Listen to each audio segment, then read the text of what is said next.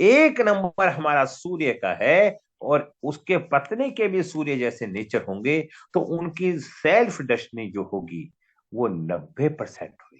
मतलब उनके विचार बहुत अच्छे मिलेंगे जीवन के अंदर। 90% विचारों का मिलना ये आज भी है और कल का ऐसा नहीं है। अब बात आती है एक और दो।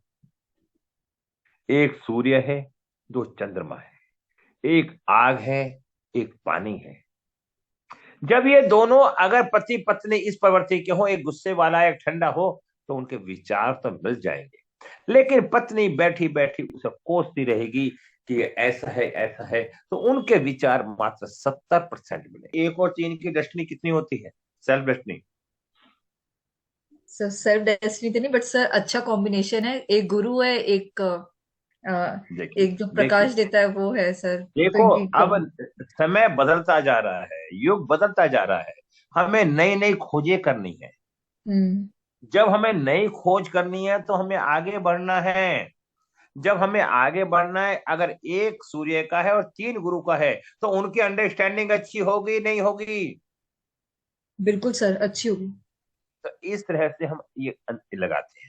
उनकी उनकी कितनी होगी, 70%। अगर चंद्रमा का शत्रु है 4 नंबर, तो क्या सूर्य का नहीं होना चाहिए? हम्म। सूर्य ने गोद ले रखा है राहु को न्यूमरोलॉजी के अंदर, पता है आपको? नहीं सर, ये नहीं पता था सर। हाँ। क्या किसी को पता है कि राहु को गोद ले रखा है? हमारे सौर मंडल के अंदर 7 ग्रह हैं, हम गिनते कितने हैं? 9। 9 क्यों गिनते हैं हम, कोई बताएगा? जब 7 ग्रह थे उस टाइम चंद्रमा, ये सातों ग्रह थे। जब समुद्र मंथन हुआ, जब समुद्र मंथन हुआ, तो समुद्र मंथन के अंदर राहु केतु ने अमृत चख लिया। इन्हें तनखैया घोषित कर दिया गया, इन्हें ग्रह की योनि में नहीं रखा गया, क्योंकि ये शत्रु पक्ष थे। लेकिन इन्होंने अमृत चख लिया था, तो अमृत चखने के बाद ये देवताओं वाले रूप में आ गए। तब कृष्ण भगवान ने कहा चलो ग्रहों के अंदर इनकी गिनती मत करो, लेकिन इन्हें ग्रहों के अंदर स्थान तो आपको देना ही पड़ेगा, क्योंकि इन्होंने अमृत चख लिया। जब फिर उन पांचों ग्रहों ने क्या कहा कि हमारे पास तो दो दो घर अपने आप हैं।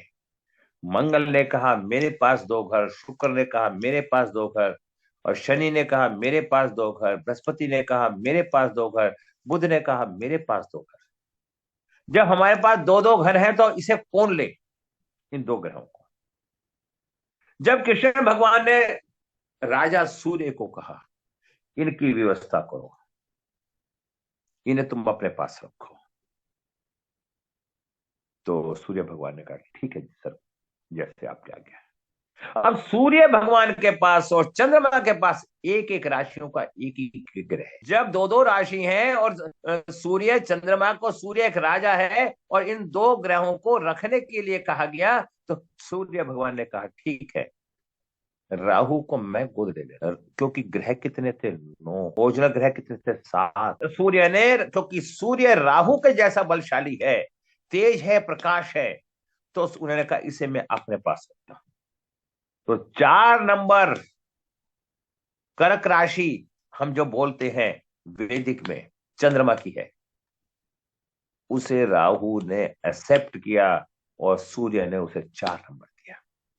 जब सूर्य उस ग्रह को अपने पास रख रहा है, तो उसका वो शत्रु कैसे हो सकता है? अब जब बात आई, सूर्य ने कहा कि मैं राहु को रख लेता हूं क्योंकि राहु पापी ग्रह है, तब चंद्रमा ने कहा केतु को मैं रख लेती हूं, क्योंकि केतु के पास सर तो है ही नहीं, ताकत ही ताकत है, तो वो रानी का कुछ बिगाड़ नहीं सकता। तो रानी ने उसे अपना स्थान दिया, अपना 7 नंबर था। 4 नंबर सूर्य को, 7 नंबर चंद्रमा को। फिर इन दोनों के स्थानों को सूर्य और चंद्र का स्थान दे दिया गया। इसलिए न्यूमरोलॉजी के अंदर सूर्य राहु का शत्रु नहीं माना जाता। हम पढ़ते तो न्यूमरोलॉजी है और लगा देते हैं वैदिक।